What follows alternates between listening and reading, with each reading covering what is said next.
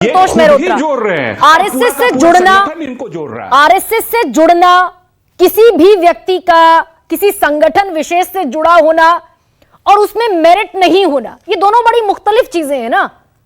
कि भाई मैं कांग्रेस से जुड़ी हूं, बीजेपी से जुड़ी हूं, समाजवादी पार्टी से जुड़ी हूं, लेकिन अगर मैं मेरिट को पूरा करती हूं तो एक संस्था है देश में जो काम करती है। आरएसएस से जुड़ना ये कैसे इस बात का आधार हुआ कि they are not completing all the qualification for that particular post.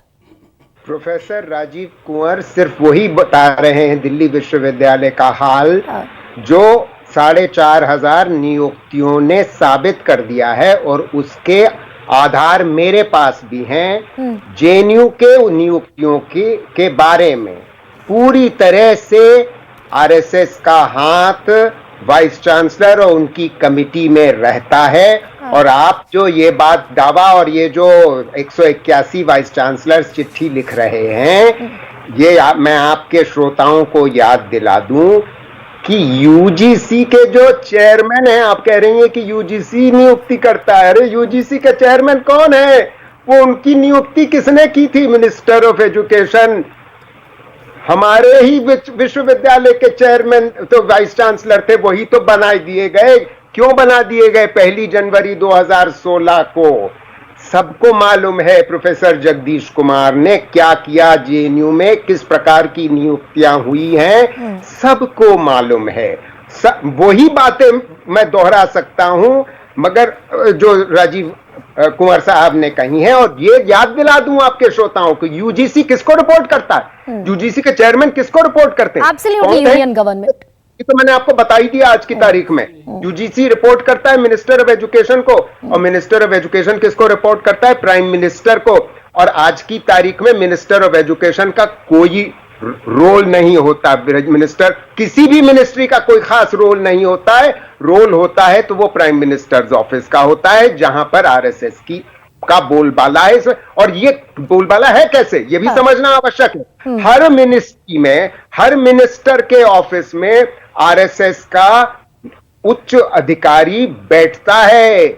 ऐसा कोई मिनिस्ट्री नहीं जिसमें उच्च अधिकारी मिनिस्ट्री में नहीं बैठता, और मिनिस्ट्री ऑफ एजुकेशन में भी बैठता है। ये ध्यान रखने की आवश्यकता है। और इसमें कोई दो राय नहीं है कि 181 जो चिट्ठी लिखने वाले हैं वो सारे के सारे भाजपा से और आरएसएस से जुड़े हुए हैं। इसमें कोई अच्छा, इसका एजुकेशन लेवल पर, एजुकेशन का जो पूरा फंक्शन है संतोष में, यूनिवर्सिटी फंक्शन का इस पर क्या असर पड़ता है? जैसे मैं अगर ये बात करूं कि मेरे देश के युवा उनका मुस्तकबिल जुड़ा है हायर स्टडीज के इन्हीं संस्थानों से, अगर इसमें किसी खास विचारधारा के लोग हैं भी, तो उसका एजुकेशन पर क्या असर? नहीं, बहुत असर पड़ता है। अगर आपकी एजुकेशन और क्वालिटी और मेरिट में आप वहां नहीं पहुंचते हैं, तो आप बातें ये हैं कि उसके बावजूद आप शॉर्टलिस्ट में पहुंच जाते हैं। आप चाहे शॉर्टलिस्ट में ना आए हो, मतलब सारी कंडीशंस ना भी मीट कर रहे हो, तब भी आप शॉर्टलिस्ट में पहुंच जाते हैं। और अगर गैर आरएसएस वाले उस टॉप 3 लिस्टिंग में पहुंच जाते हैं, वाइस चांसलर की लिस्टिंग में जो गवर्नर के पास पहुंचती है या प्रेसिडेंट के पास हाँ। उसमें चयन अगर आखिर में होगा तो आरएसएस के जुड़ाव के आधार पर ही होगा।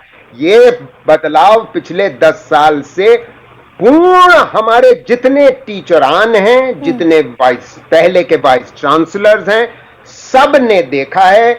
इसका लिखित रूप में आप सबूत शायद न पा पाए, मगर अगर हम जुड़ाव ढूंढेंगे, 181 ने अपने आप अपना जुड़ाव बता दिया है। लेकिन प्रोफेसर संतोष, एक और बात बताइए 80 के दशक तक, फिर 90 के दशक में, चलिए अभी मैंने माना आपकी बात कि मेरिटोक्रेसी नहीं है, मेरिटोक्रेसी नहीं है, एक अलग स्पेशलाइजेशन की जरूरत है। मैंने आपकी बात अगर मान भी लूं मैं, तो 80-90 के दशक तक तो आईएएस ऑफिसर, आईएफएस ऑफिसर, फौज के रिटायर्ड लोग बन जाया करते थे वाइस चांसलर।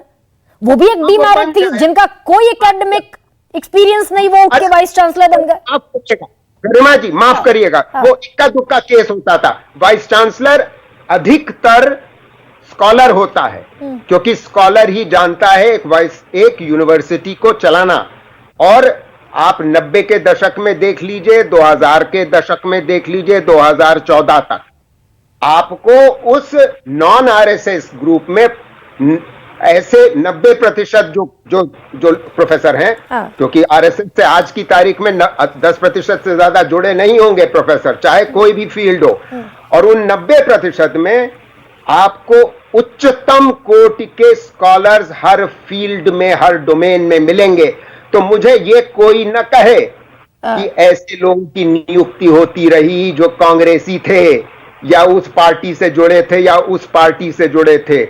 आप उनके ऊपर उंगली उठा करके बड़ी मुश्किल से उंगली उठाने की आपकी हिम्मत होगी। नहीं, मैं ये कांग्रेस और बीजेपी की बात नहीं कर रही हूं, मैं प्रोफेसर संतोष मेहरोत्रा, जैसे आपने कहा कि इक्का दुक्का, लेकिन मैं जामिया की, अलीगढ़ मुस्लिम यूनिवर्सिटी की रिपोर्ट लेकर आई। जामिया में लगभग 50%, 88 के बाद से लगभग 60% जो भर्तियां हुई कुलपति की पोस्ट पर, वो सेना से हुई, आईएएस बैकग्राउंड के लोगों की हुई। ठीक ऐसा ही अलीगढ़ मुस्लिम यूनिवर्सिटी में भी हुआ। तो वो भी मेरिट पर कहां हो रहा था प्रोफेसर संतोष? बड़ा छोटा सा जवाब दे दीजिए, 4 और लोग। आप देखिए, पिछले 20 साल से नहीं हुआ। पॉइंट ये है, वो अगर 90 के दशक तक होता था तो वो पद्धति खत्म हो गई, वो व्यवस्था खत्म हो चुकी है अधिकतर।